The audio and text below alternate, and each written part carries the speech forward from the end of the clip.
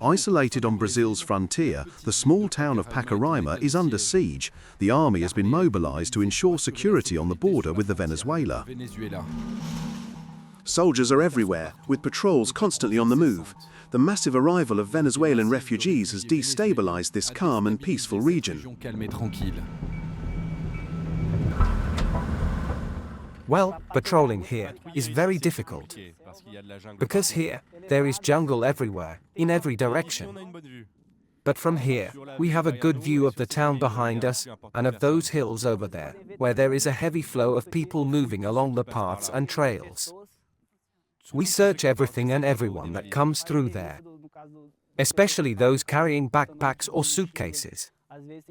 But of course, everyone is checked at customs over there, you see. But there are smuggling trails that are hard to control, and all kinds of illegal goods come through them. It's simple, they just bypass customs entirely, slipping through unnoticed, without raising a single alarm or attracting the attention of any authorities. For several weeks now, Lieutenant Malouf has been in charge of checking anyone he deems suspicious. Pacaraima has become the gateway for Venezuelan migrants into Brazil.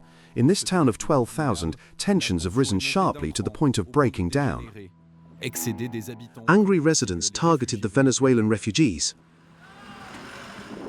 You know, this influx has created many other problems in the region. And of course, it has produced a level of discontent among Brazilians, who now feel the strain on local services and the rise in tensions within communities. Thanks to the army, the situation is under control, but migrants continue to stream in. Without the money to continue their journey, most are stuck here, living in dire, precarious conditions. Behind this deceptive calm, the army fears an outbreak of violence in the village of Pacaraima.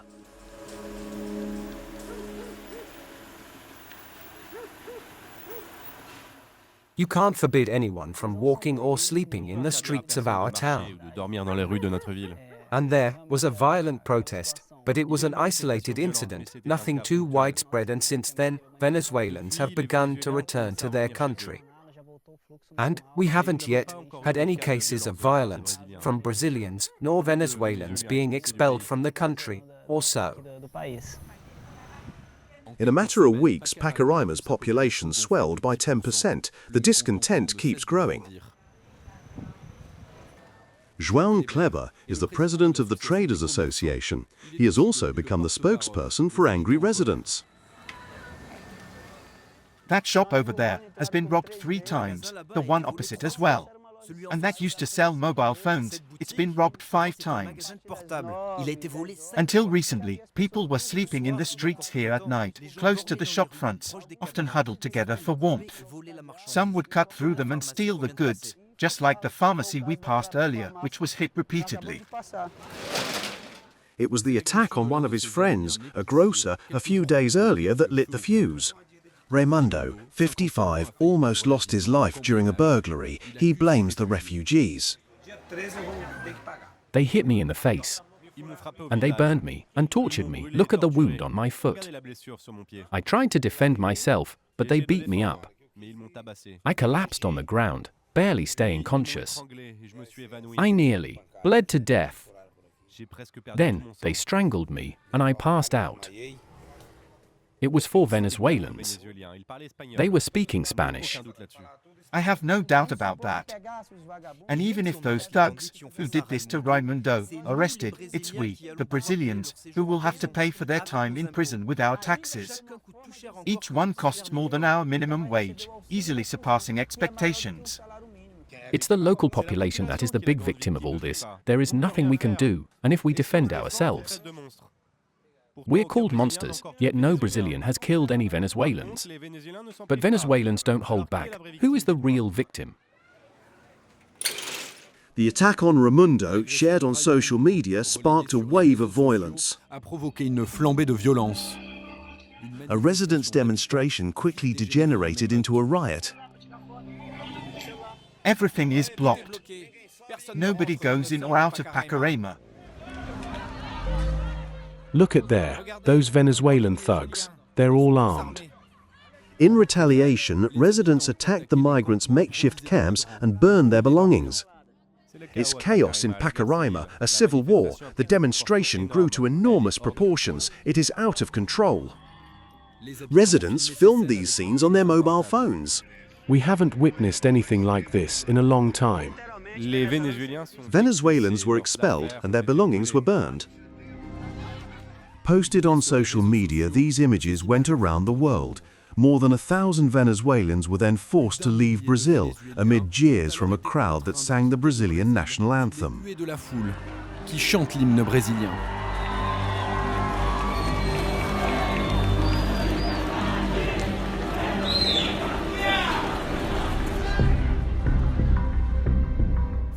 In response to the crisis, the Brazilian government declared a state of emergency in the region. The residents themselves are calling for the border to be closed. João Kleber wants to show us the conditions in which the Venezuelans who were forced to return home were living. Everything's abandoned around here. No windows or doors anymore. Let's go in and show how it looks. With no help from the Brazilian government, the refugees were living in destitution. Those people who slept on the street, since they had no toilets, they came here, left to themselves. The smell here is unbearable. The neighbor is an evangelical pastor. He also does not regret the Venezuelans leaving and defends the people of Pacaraima who have been accused of xenophobia. The demonstration was a very good thing because it opened the eyes of the Brazilian state and the international press to the situation experienced by the people of Pacaraima. Well, I filed 9 complaints about burglaries at my church, and I live next to that police station. Thugs, all Venezuelans, were going in there, stealing motorcycle and car parts. They defecated into plastic bags and left them on the ground. The stench, the rubbish, it's all under our noses. So, it's not easy for anyone living here.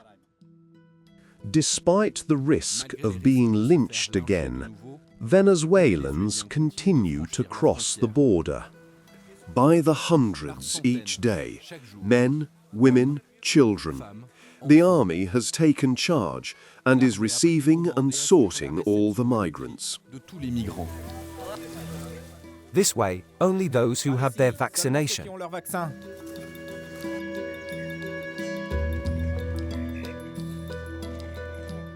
Alexander, 23, has just spent several months in Brazil, where he found a job. Today, he is meeting up with his partner, Andrea, and their son, a few months old, as they leave Venezuela behind. It's a special day today, because it's the first time my son is seeing his father again. I had to leave, like all my friends, to try to provide for my family. And now that I have the means, I've come back to collect them. When I left my wife, she was 7 months pregnant. Unfortunately, I had to leave her in Venezuela.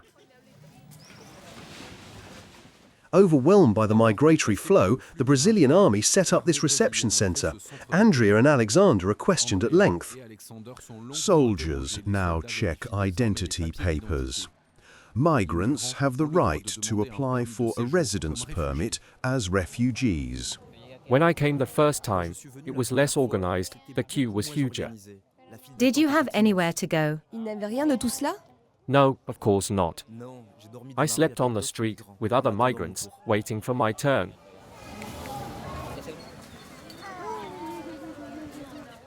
The army is responsible for sorting migrants to transfer them to other regions of Brazil.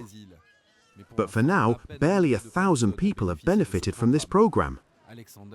Alexander hopes to spend as little time as possible in Pacaraima. I feel nervous. I had never been to Brazil. Actually, it's the first time I've left my country, Venezuela. And I don't know how I will be received for the Brazilians. The Brazilians think that who stay in Pacaraima are thugs. But we all have a trade and we are just looking for a chance to work. No one knows the economic hardships we endure. People depend on us to survive in Venezuela.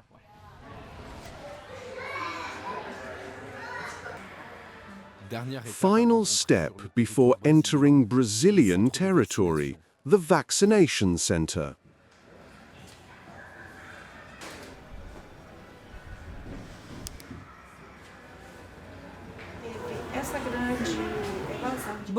Many of these people bring with them diseases that had been eradicated in Brazil, like measles, for example.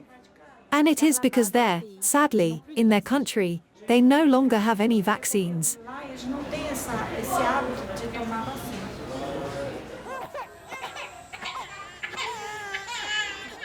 Alexandra and Andrea hope their son will grow up in Brazil, yet despite appearances, Brazil is not prepared to receive a continuous flow of migrants. The region is already saturated. Without money, most refugees remain stuck in Pacaraima. Small communities have organized themselves. This shelter houses Venezuelan indigenous people, the first to have arrived in Pacaraima in 2016. 500 people, women, children and elderly people, are fed thanks to a food parcel delivered once a week by a UN agency.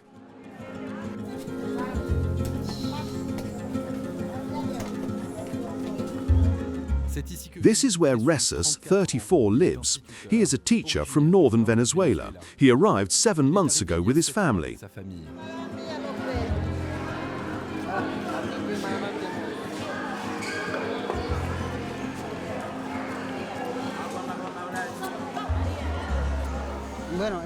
This is the hammock where I sleep with my wife.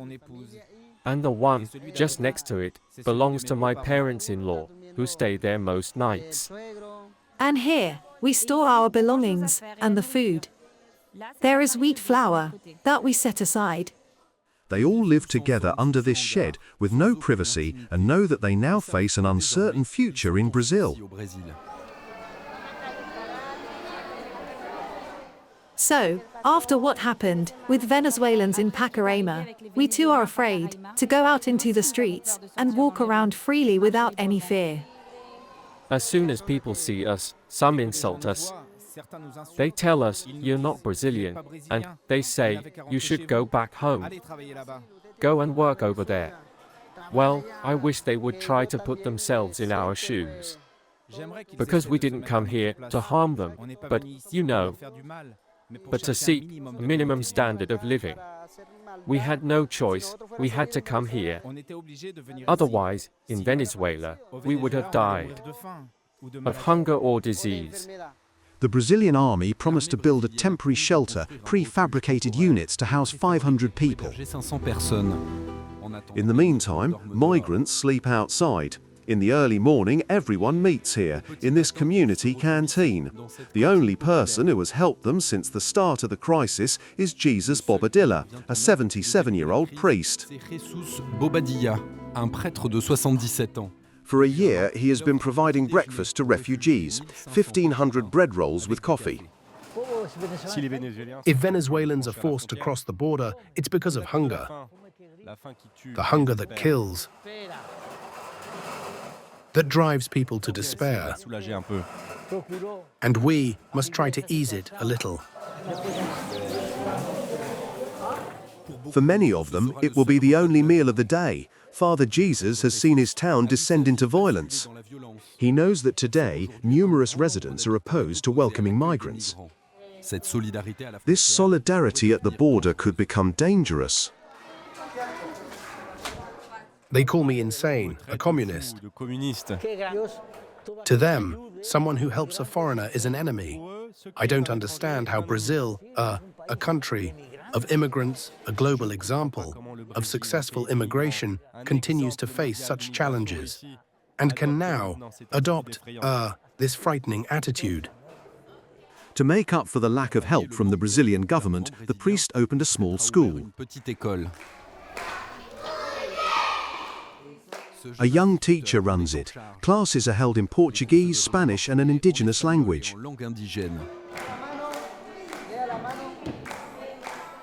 Many Brazilian schools do not accept Venezuelan pupils.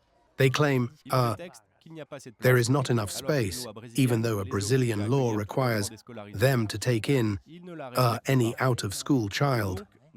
They do not respect it. So we decided to open a school to welcome these children. Otherwise, they start loitering in the streets. That disturbed the residents. Some were even begging.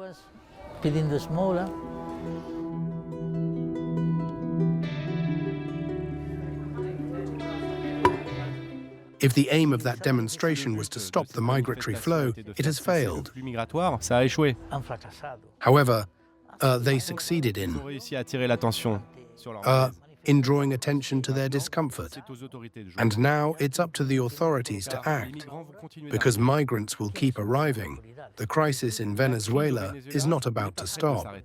The local unease is still there. Nothing has changed. What cannot continue is the attitude of the Brazilian authorities. They must control this violence and the oppressive atmosphere that prevails in Pacaraima. This does not depend on Venezuelans or Brazilians, but on the authorities here.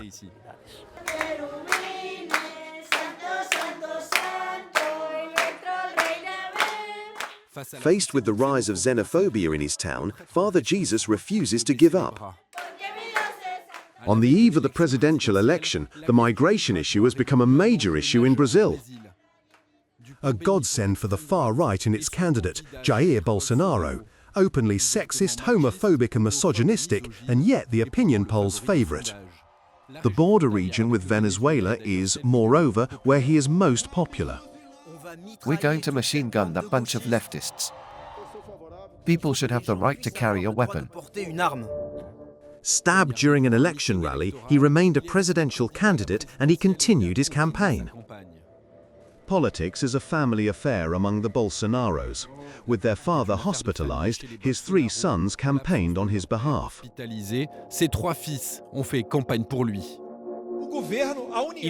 The government must send reinforcements and set up a refugee camp, and not what is totally different from a concentration camp. That would be a dictator's plan. In Rio de Janeiro, Jair Bolsonaro's electoral stronghold, the campaign is in full swing. His supporters openly denounce the presence of refugees in the country. Among them, many are very young. Angelo is 19. This economics student is one of the organizers of this demonstration.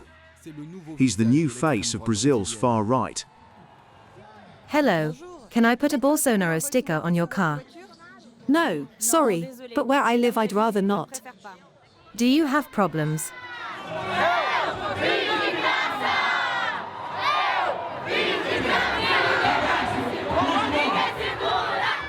Our country's doors must remain open, but not to just anyone.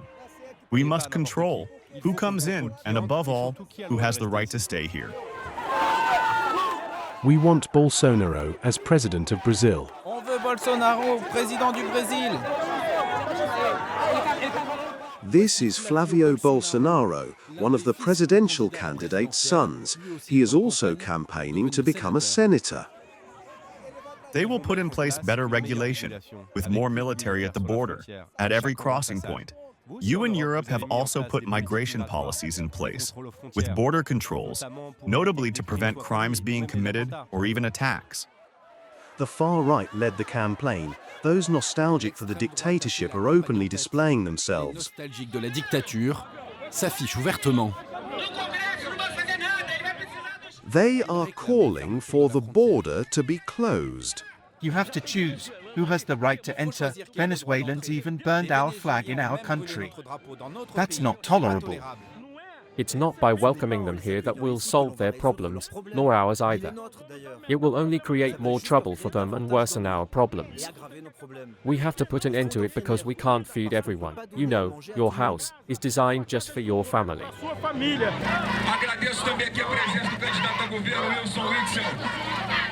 It is Brazil above all, and God above everyone. Et Dieu au-dessus de tous. We will win, my friends, we will win.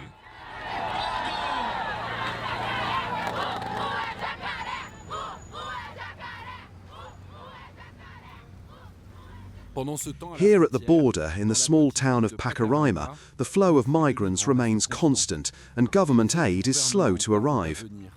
The crisis in Venezuela is driving its people to extremes. At nightfall, groups of women come to prostitute themselves at the junctions. They are all Venezuelan. They used to be vendors, secretaries, housewives. One of them agrees to speak to me with her face hidden. Her family doesn't know how she earns a living in Brazil. At first, I came to sell coffee and cigarettes on the streets, but I couldn't earn enough money to send to my family, who remained on the other side of the border. Then the offers began. Men would ask me in the street if I was selling sex. And at some point, you make the decision. That's how we end up here now. When we're mothers, we won't let our child starve. A session costs between 7 and 10 euros. This young Venezuelan does up to 10 a night. She regularly goes home to send part of it to her family. Look at that customer over there. Last time he refused to pay me. Who are your clients? They're mainly Brazilians, even federal police or military. And residents who were also at the demonstration. Yes, I think there were customers of ours in those mobs. I recognized the father of one of them. I sleep with him regularly. But there were plenty of others, that's for sure. So, there's a lot of hypocrisy here. Of course, Brazilians are hypocrites. Bien sûr, les Brésiliens sont des hypocrites. Nevertheless, Brazil continues to be attractive to migrants fleeing. More than 2 million Venezuelans are reported to have left their country. Most went to Colombia, Peru or Ecuador. Barely 130,000 have come to Brazil. How many more are they prepared to receive? Alex, the young Venezuelan, is trained as a mechanic and is preparing to embark on a new life with his family. He is heading to Manaus, 1,000 kilometers from here, the capital of the Amazon region, a 24-hour bus journey. There, Alex has already found a job at a garage. I'd like to buy a direct ticket to Manaus.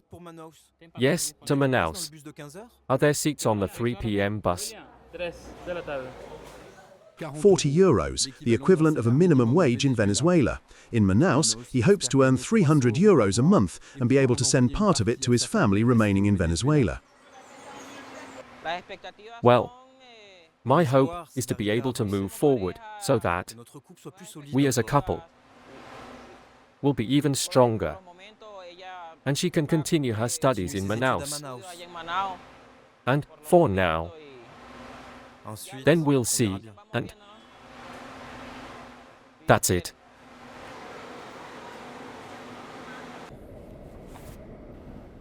One more step for us. Since I went to live in Manaus, I thought only of my son and my wife. Being reunited with them was my goal, and I achieved it. Now I want to succeed in bringing our whole family over. One day we'll all be together with grannies. Tens of thousands of refugees have taken to the roads to Brazil to build a new future there. Despite the inexorable rise of the far right, Brazil has become a welcoming land for fleeing Venezuelans. But for how much longer?